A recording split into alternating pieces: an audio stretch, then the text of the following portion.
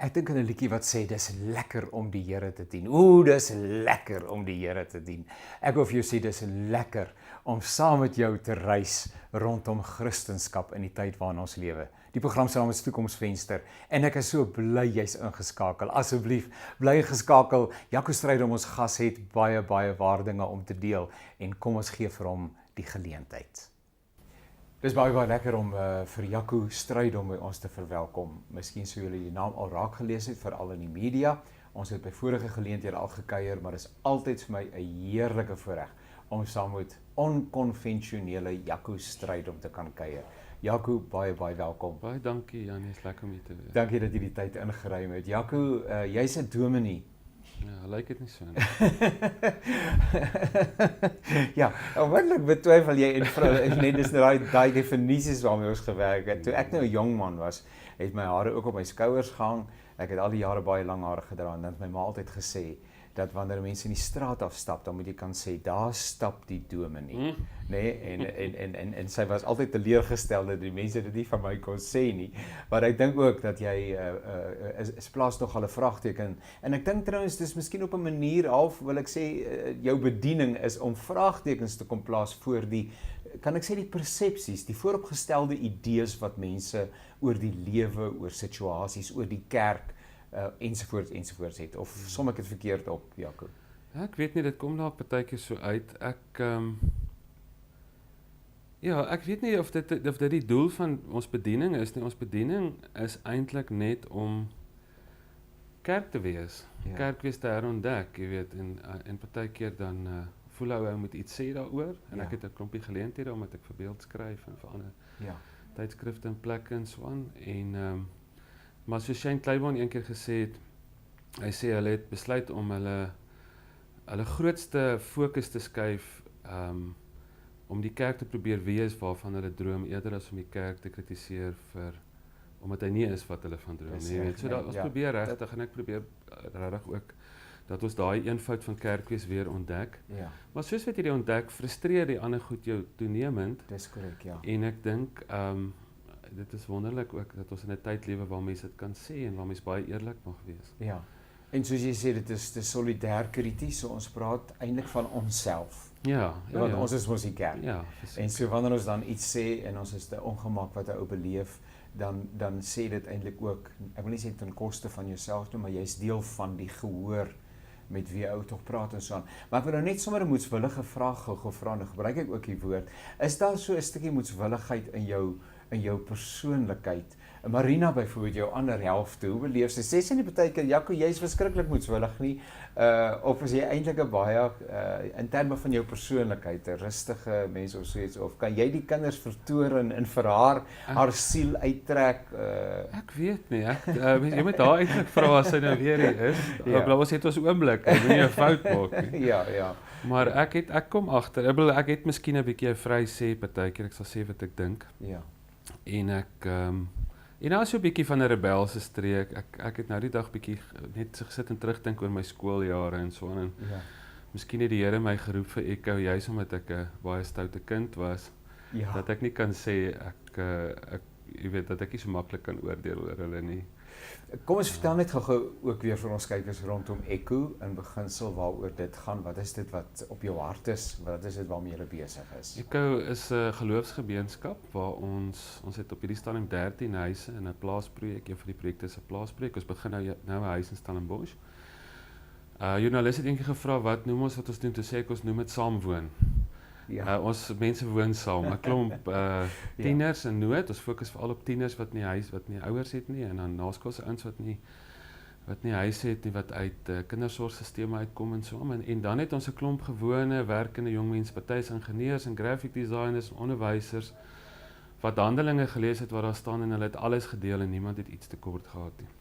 Wat saam met hierdie kinders woon en saam met hulle leef, en ons eet saam en ons gaan saam op vakansie, en ons is 'n geloofsgemeenskap met 'n baie sterk community fokus waar mense die lewe met mekaar deel. Waar ons nie net uitreik na jong mense in nood nie, maar saam met hulle kerk is. En ons het op 'n stadium ontdek ons is eintlik 'n gemeente. Ja. Die Bybelse woord daarvoor is kerk. Ja. En so probeer maar so 'n sekere nis vul binne die groter geloofsgemeenskap. Hierdie huise is nou al, jy sê julle gaan nou al vir 14 huise op verskillende plekke. Ja. En in so 'n huis akkommodeer julle tot en met 10, 12 kinders, jong mense. Ja, dit hang baie af van Ja. hoe groot die huis is. Natuurlik, ja. So aan, En dan is daar dan van die volwassenes wat as mentors optree, Ja. as ek noem dit maar huisouers by wyse Ja, van saam met hulle leef. En dan van die ouens byvoorbeeld in van ons kommunes deel 'n kamer. Ja. Deel 'n kamer met 'n ouetjie uit die straat shelter. Ons het die een ouetjie Bushie het beleggingsbestuur geswat en hy het 'n kamer gedeel met 'n dis die eerste ou met wie hy kamer gedeel het was 'n jong ouetjie wat uitgekom het vermoord uit die tronk uit. Ja. So hulle share regtig die lewe Daai en hulle is lewe, baie daai naby aan mekaar spasie. en Ja. dink saam en droom saam en Ja. soek saam. En so. En die bediening is dan uiteindelik verantwoordelik om daai jong mense, daai kinders, hulle moet skool toe gaan, hulle moet aangetrek word, daar moet voorsien word aan om 'n hulle familie vir hulle te lewensbehoeftes, wees, ja. familie vir hulle wees en so aan. En ek weet dit is baie spiritueel wanneer ek sê die Here sorg. Ja, Die Here sorg inderdaad, maar dit kom uit mense uit wat dan inkoop in die hy bediening. sorg deur sy liggaam. Hy sorg deur sy Soos liggaam. ons ook maar. Dis reg. Ja. Ons gebruik ons lyf om die dinge gedoen te kry. Ja, in die onlangse verlede het jy 'n stukkie geskrywe wat 'n paar ouens rooi gehad het, so onder die krag, ander ouens het weer met jou saamgestem.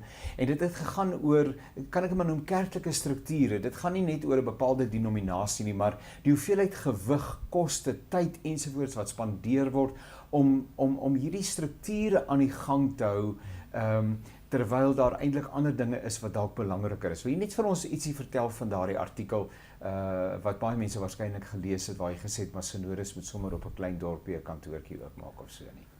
Ja, miskien is dit dat ek is nie vreeslike kerkvergadering mens nie, dat ek dink ons moet geen vergaderings hê nie. Vergadering is ook maar 'n plek waar ons saam besluit. Maar ek het eendag gesê as die duiwel jou nie trek, dan stoot hy jou. Ja. En jy weet wat ek dink gebeur het is 300 na Christus toe die kerk offisiële kerk geword, staatskerk begin word. Dit nie meer die rebelse kerk hier op die kantlyn die ondergrondse kerk was nie. Die kerk het ontplof. Daar was skielik massas mense, 20 miljoen mense. En die massas het begin nuwe vrae gee aan hoe ons die ding moet bestuur. Daar was skielik meer strukture nodig. Is een ding om 'n huiskerkie te bestuur, maar as hulle nou gegroei het tot 10,000 of 20,000 in 'n dorp of wat ook al, dan raak dit meer kompleks. Ou het eendag gesê baie van die kompleksiteit in kerkstrukture en so aan is 'n resultaat van kerkgroei. Wat ek dink wel gebeur het is soos wat die kerk gegroei het en al hoe meer strukture in beplek begin sit het ons die evangelie begin kompliseer. Ons het nie die evangelie beskerm of seker gemaak, jy weet dit het nie meer seker gemaak dat ons by die kern uitkom nie. Die struktuur het ons het begin verlief raak op ons eie strukture. Ja. Nou wat ons vandag maar het en baie van ons het dit geërf, is maar 'n baie lomp kerkstruktuur. Die kerkreg is 'n hele groot bedryf vandag in baie kerke. Jy weet jy nog die arbeidsreg, dan het jy nog die kerkreg ook daaroor. Dis asof die kerk nou nog reëls bo op alles sit. Ja. En dit raak nogal frustrerend, jy weet, 'n groot vergaderings, ons het deesdae die kerk, ek het eendag geskryf, die vroeë kerk het hulle probleme gehad, maar hulle het nie eiendoms- en finansiële kommissies gehad nie, om mee te deel nie, jy weet. Ja. Kerke word dikwels bestuur deur eiendoms- en finansiële kommissies, en die sinode en hierdie groot strukture is vreeslik lomp. En ek dink, ek het maar net in die artikel gesê, ek dink hulle moet ophou om so verskriklik voorskriftelik te wees, hierdie groot koppe. Die kerk was nog nooit goed met mag nie. Die kerk is op haar beste, nie wanneer sy probeer oorleef of beskerm en veilig speel nie. Die kerk is op haar beste wanneer sy haar lewe gee, wanneer sy vry is. En waaroor dit nou maar gegaan het, is om te sê, die sinode en hierdie groot kerkrade en so aan moet eintlik baie minder voorskriftelik wees.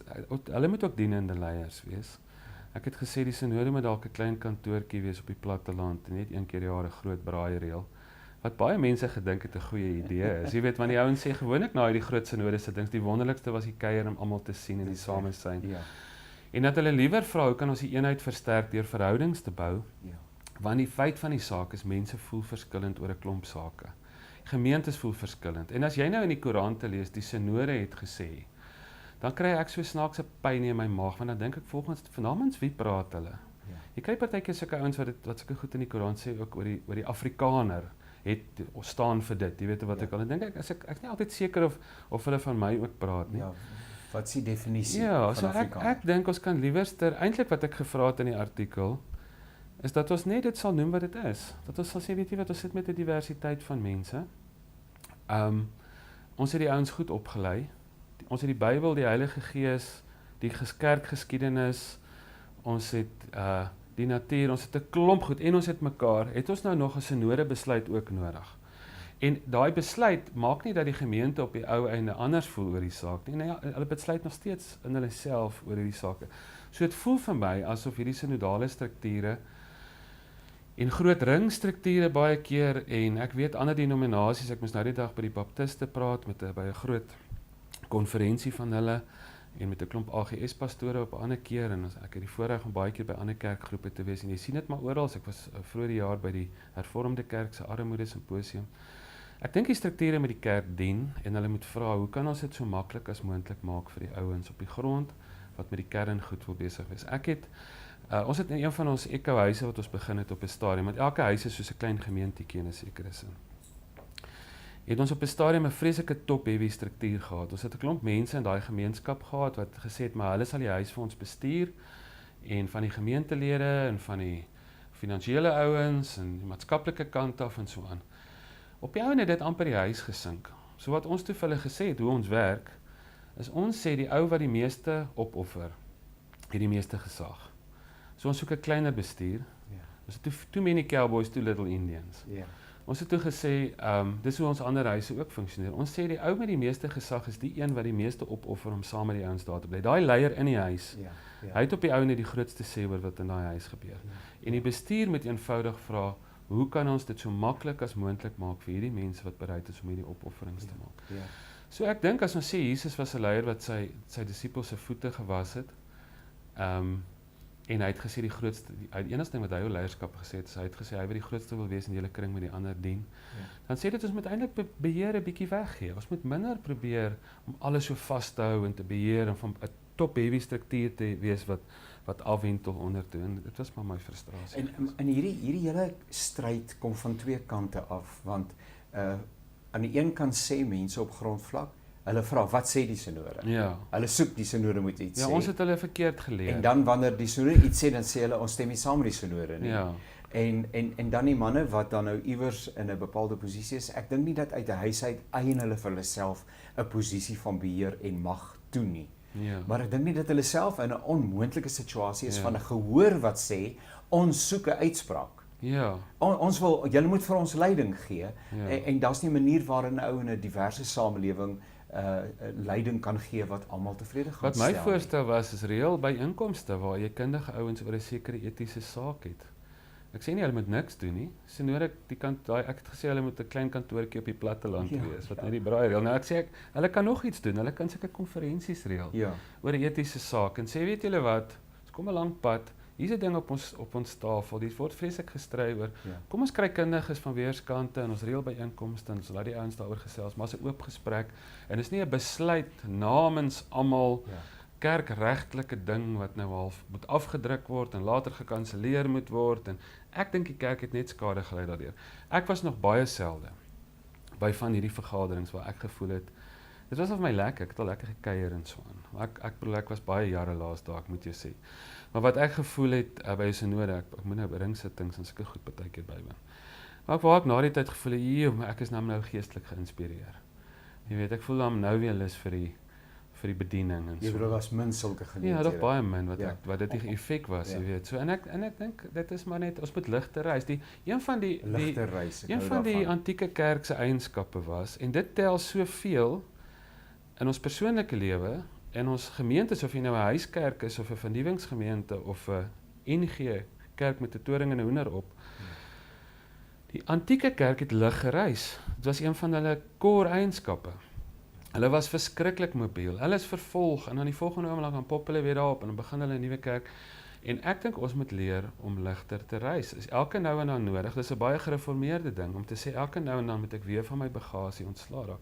En ek dink veral hierdie behoefte om te beheer, om ander mense voor te skryf. Gaan kyk na die geskiedenis, die kerk was nog nooit goed met mag nie. Waar die kerk in regerings was, het daar verskriklike goed gebeur en het die Christendom amper altyd baie skade gelei. Die Tweede Wêreldoorlog het gebeur in 'n tyd waar die voorste teoloog in die wêreld in Duitsland was. Waar 80% van daai jong manne wat van die nasies was, 'n belydenis van geloof afgelê het, net 'n rukkie voor dit, waar daar 'n Christendom in die konstitusie en oral ingeskryf was. En so ek dink die kerk is 'n beter dienaar as 'n heerser.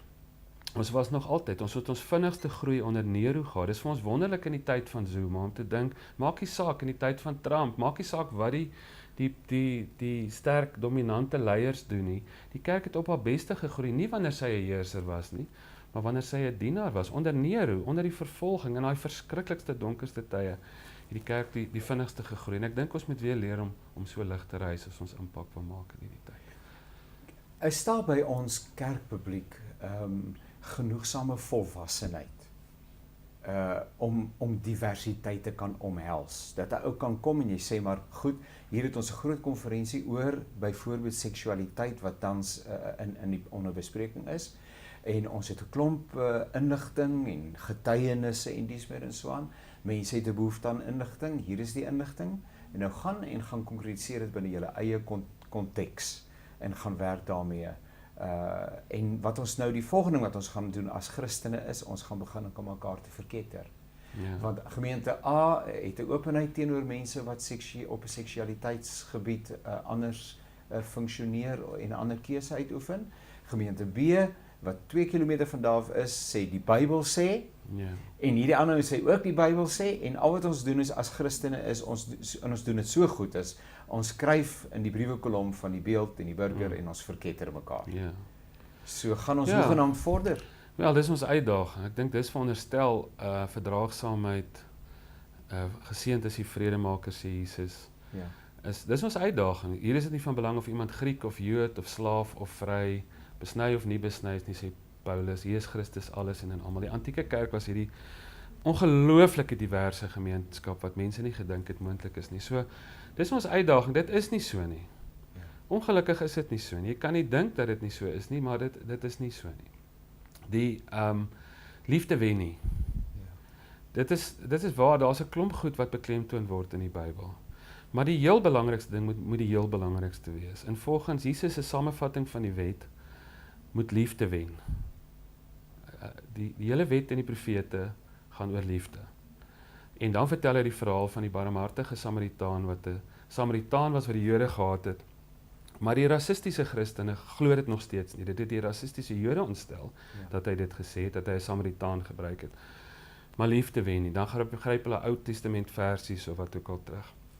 1 Korintiërs 13 sê Paulus, jy kan verskriklik gelowig wees, berge versit. Jy kan vreeslike toewyding hê, maar as liefde nie wen nie, is jy niks. Oor en oor sien ons dit. So ek dink een van die goed wat ons vir ons mense moet leer is, as ons die klem moet net weer geplaas word waar Jesus dit geplaas het, waar die Nuwe Testament dit geplaas het. En dan kan ons oor allerlei ander goed stry. Die interessante ding vir my is dat mense verskriklik aan te kere gaan oor goed waaroor Jesus nie 'n woord gesê het nie. Ja. Maar die goed wat hy wel gesê het, wees lief vir jou vyande, die ryk jong man, verkoop jou goed en gee die geld vir die armes. As jy 2 baadjies het en jy sien een ou wat arm is, trek jou baadjie uit en gee hom vir hom. Geseënd is die vredemakers, lees lief vir jou vyande, wat ook al daai goed wat hy so baie sterk, baie hard, baie reguit sê. Dis asof ons net nie opgewonde raak oor daai goed nie. Ja. En is my interessant nou in die Amerikaanse verkiesing, ek sien nou 'n ding van Trump, 'n video wat almal versprei oor hoe hy sê Kersfees gaan weer gevier word, jy weet, en Merry Christmas gaan weer daar staan.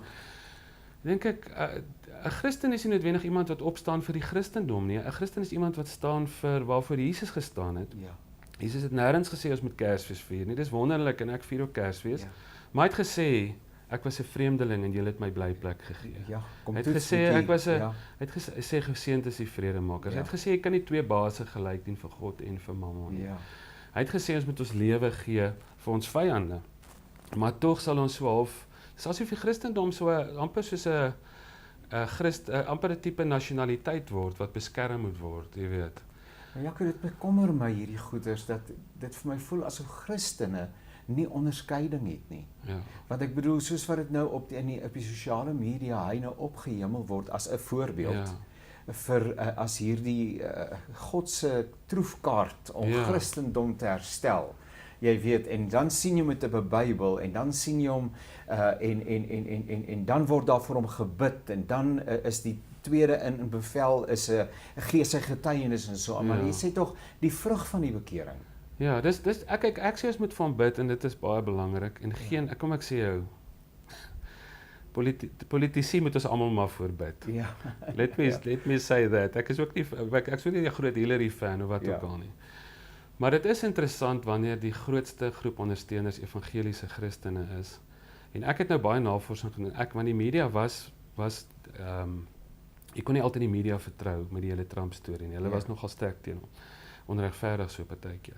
Maar ek het sy eie toesprake gaan kyk. Dan sê hy I'm gonna bomb the baie lelike woord wat ek diep out of the Muslims. Hy sê dit. Hy sê hy's pro waterboarding wat marteling is. Hy sê 3 jaar terug hy's vir abortus, nou sê hy's teen abortus om mense se stemme te kry. Hy sê hy's vir hierdie ding, hy's teen dit, jy weet, moslems moet ek wil waar is daai ding jy moet lief wees vir jou vyande, jy gee jou lewe vir 'n stuk in die wêreld. As almal dit geglo het destyds, het Paulus nie die Jode verlaat om die heidene gaan bereik sodat ons voorouers op die einde Christene kan word, dat ek en jy vandag volgelinge van Jesus kan wees nie. Dit was mense wat grense oorgesteek het, wat vredemakers was, wat 'n verskil aan die ander kant gemaak het. Maar ek dink die issue is die belangrikste, ek sê altyd dis belangrik dat die heel belangrikste moet wees. As ek nou die duiwel was, dan het ek nie Christene, jy gaan nie Christene kry om alles te verwerp nie. Al wat jy doen is jy maak dat die minder belangrike dinge die klem dra en die heel belangrikste ding wat liefde en selfopoffering en diens en daai tipe van goeders is, die lewe van Jesus, die voorbeeld van Jesus. Jy maak dat dit minder belangrik is.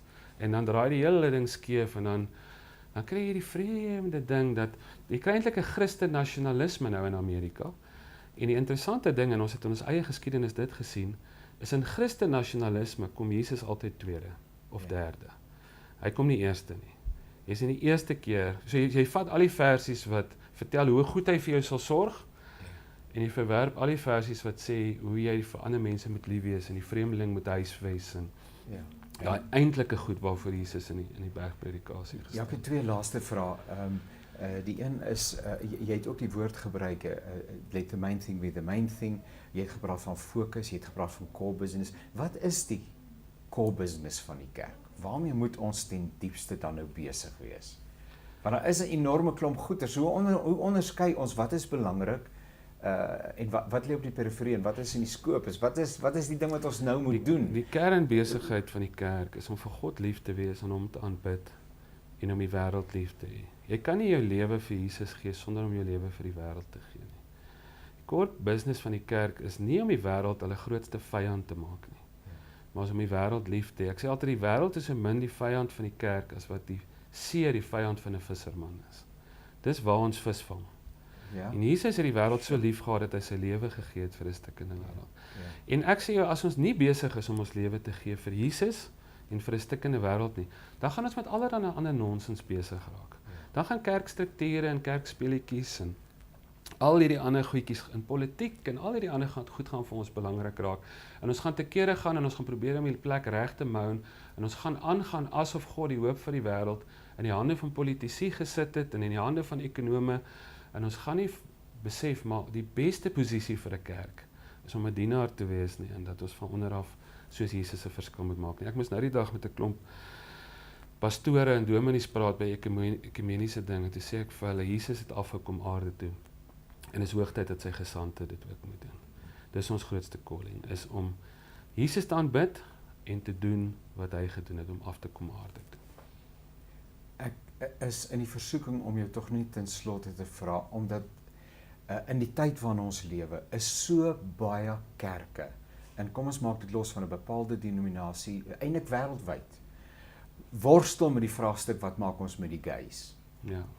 Ek wil vir jou vra, hoeveel gewig moet in die lig van hierdie wêreld en sy gebrokenheid, en alles wat daarmee gepaard gaan, hoeveel gewig moet in daardie gesprek toegeken word? Kijk, is dit 'n legitieme gesprek wat regtig al hierdie jare en jare se aandag en energie en geld en investering verdien? Jou persoonlike opinie? My persoonlike opinie is, daar was 'n tyd toe slawehandel, toe dit die groot gesprek was. En daar was massas versies daarteen, in die Ou Testament vandag nog. In die Nuwe Testament, selfs goed wat Jesus gesê het, wat die ouens, wat gesê het, ons moet aanhou slawe hê, ons moet slawerny goed praat. Dieselfde tipe ouens wat vandag sal sê human trafficking is verkeerd. Ja.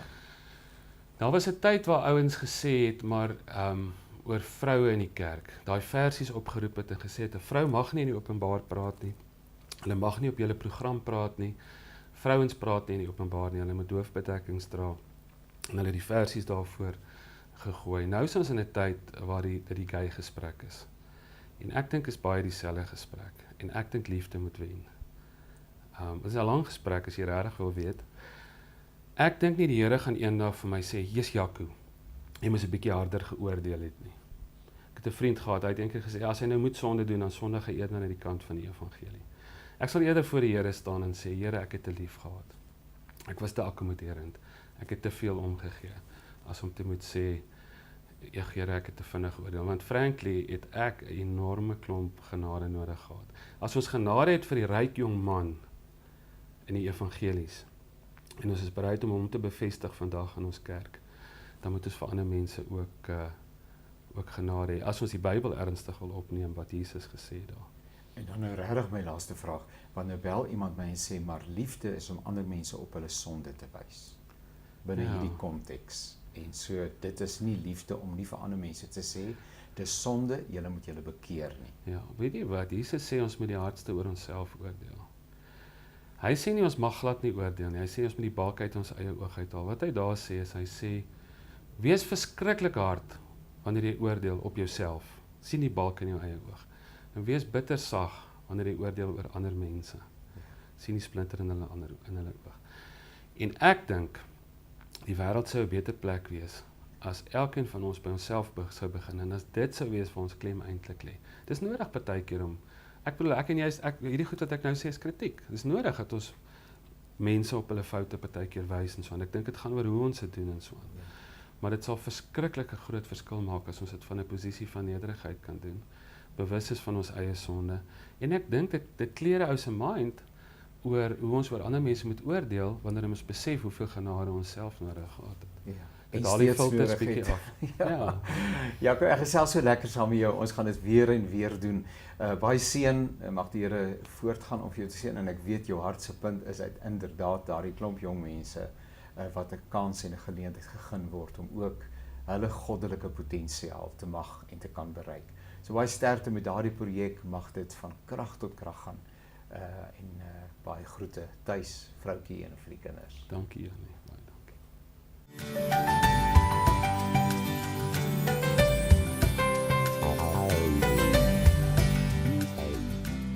Tyd saam met die Here is van absolute belang as jy die uitdagings van elke dag suksesvol wil hanteer. Toekomsvenster stel 'n reeks stilte tyd handleidings beskikbaar wat jou wil toerus vir die lewe. Belangrike temas word oor 'n 9 weke periode minder as 12 minute per dag aangebied. Temas soos jou identiteit, wie is jy? Hoe om keuses en besluite te maak? Hoe om heelheid in jou geestelike en emosionele lewe te bereik? Wat volgelingskap van Jesus in die praktyk van elke dag beteken? Liefde vir mekaar en jou getuienis in die wêreld is nou reeds beskikbaar. Bekende skrywers het meegewerk om uitstekende stilte tydmateriaal daar te stel wat jou op koers sal hou. Skakel Drini by 011 665 2017. Maak Toekomsvenster vandag nog jou persoonlike geestelike toerustingsvernoot.